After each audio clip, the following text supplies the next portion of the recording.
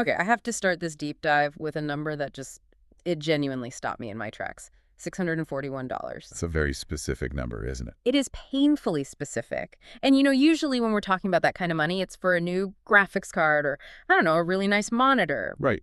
But today, we're talking about a single HDMI cable. Well, I get it, but to be fair, this is not the cable you'd grab from the bargain bin. This is the Key Digital KD AOCH328P.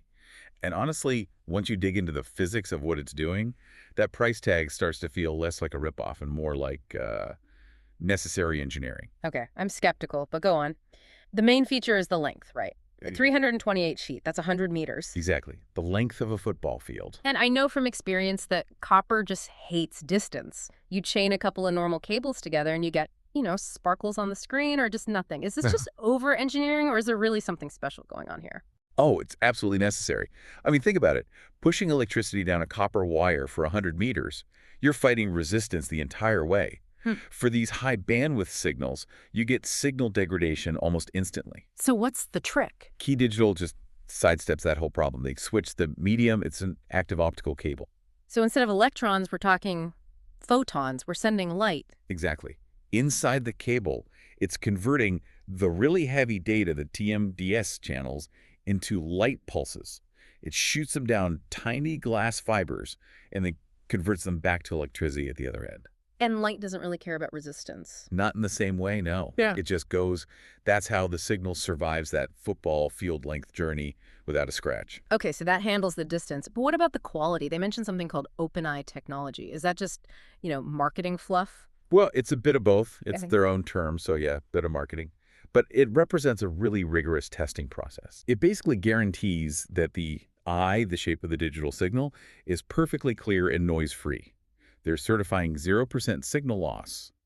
The picture at meter 100 is identical to what left the source. Which is so important when you look at the sheer amount of data this thing is pushing. We're not just sending 1080p anymore. Not even close. This pipe is handling a full 18 gigabits per second. Wow. And that gets you full 4K UHD at 60 frames a second. Yep. And maybe more importantly, with 4.4.4 chroma subsampling. Bruno, for anyone listening who hasn't spent a weekend calibrating a TV, why should they care about that 4.4.4 number? It's the difference between clean text and blurry text on a screen. Or, when you see a blue sky in a movie and it looks like weird bands of color instead of a smooth gradient? Yeah, that color banding. That's color compression. 4.4.4 means zero color compression. Every single pixel of color information gets there. For high-end cinema or a big presentation, you have to have that. So we've got this massive data pipe made of light. Now, let's talk about where you'd actually use this. You're not just leaving it on the floor, it's going through walls, ceilings. And that brings us to the plenum part of its name. Yes, the safety rating. So plenum is the space above a drop ceiling, the space used for air circulation in a building. The HVAC system, basically. Exactly. And if there's a fire, the last thing you want is your wiring to melt and start pumping toxic smoke through the building's air system. That would be a very bad day. A catastrophically bad day. So this cable has a CMPFT6 rating. It means the jacket is fire retardant. It's designed to self-extinguish.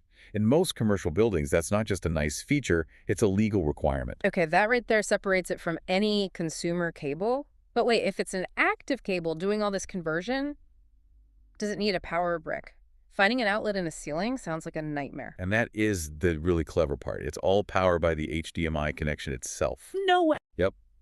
There are active chips in the connector heads, but they just sip the 5 volts that are already part of the HDMI standard.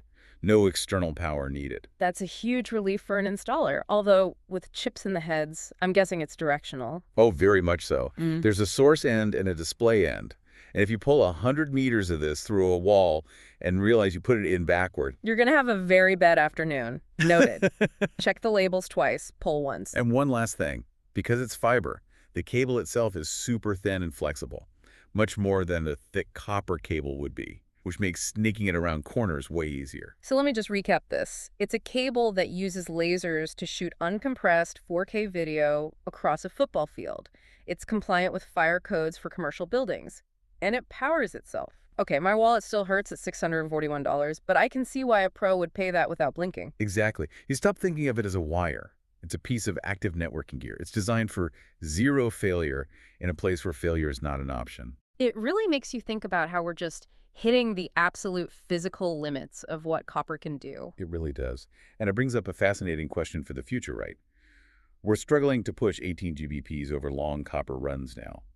But what happens when 8K becomes standard? We'll need over 48 GDPs. Are we getting to a point where copper is just done? That's the real thought here. If copper is dead at 100 meters today, maybe it's dead at 2 meters tomorrow. We might all be wiring our living rooms with glass fiber sooner than we think. Thanks for joining us on this deep dive.